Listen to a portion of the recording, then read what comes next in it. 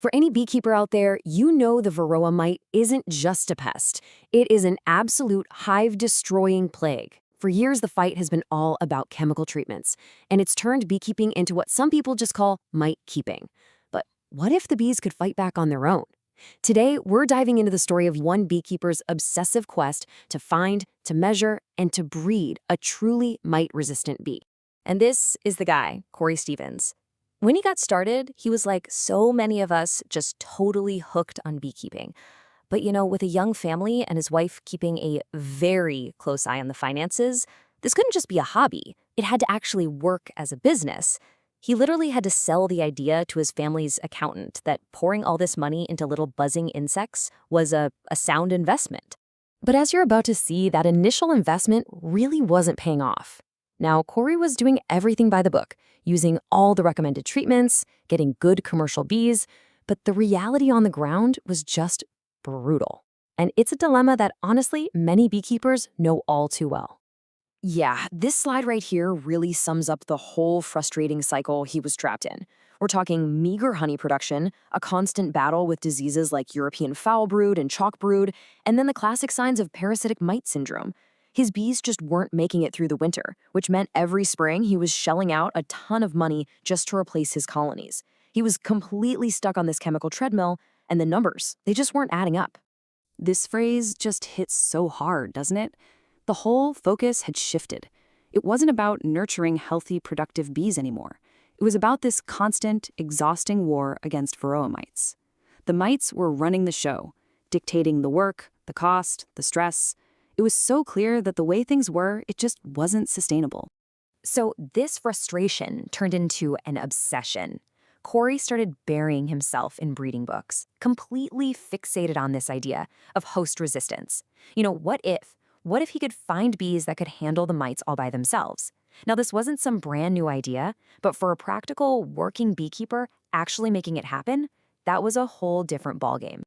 And the golden ticket, the key to all of this, was a trait called Varroa Sensitive Hygiene, or VSH for short. So what is it? It's a specific behavior where the worker bees can literally sniff out the pupa that have reproducing mites inside their sealed cell. And then they uncap that cell, pull out the infested pupa, and boom, they completely wreck the mite's life cycle. For years, Cory was hoarding bees with this trait, but there was a massive problem. How do you actually know if their bees have it? For the longest time, it felt like only the USDA lab really knew how to measure VSH. But then, after he retired, the very scientist who helped discover this trait, a guy named John Harbo, released his method to the public. And for the first time, breeders had a real tool to actually put a number on this so-called magic. So let's get specific here. The Harbo assay measures something called SMR, which stands for suppressed mite reproduction. This is super important. You're not just looking for bees that are clean, you're looking for a very specific result. The mites might be in there, but they are physically unable to produce any viable offspring. That is the gold standard for measuring real resistance. Okay, but actually doing the assay is just a painstaking process. First, you have to pull a frame of brood right before the bees emerge. Then you're in a lab under bright lights, probably with magnification, and you use these tiny, fine forceps to meticulously uncap, one by one, 100 to 200 individual cells. For each one, you have to check the pupa, look for mites, and then figure out if you're looking at a single foundress mite or a mite that has successfully had babies. It is incredibly tedious work.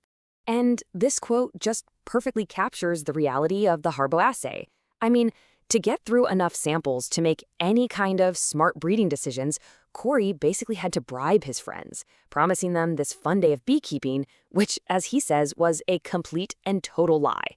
In reality, it was just hours and hours of meticulous, eye-straining lab work. But here is the real kicker, the fundamental problem with the whole thing. To get good data with the Harbo assay, your bees have to have a lot of mites. Think about it. If you treat your hives and keep the mite levels low, like any good beekeeper would, then you can't actually measure their natural ability to suppress mite reproduction. So you're faced with this terrible choice. Do I risk the health of my hives to get the data I need, or do I play it safe and fly blind? It's a horrible position to be in. This whole conflict really drove home the need for a better, faster, more practical tool.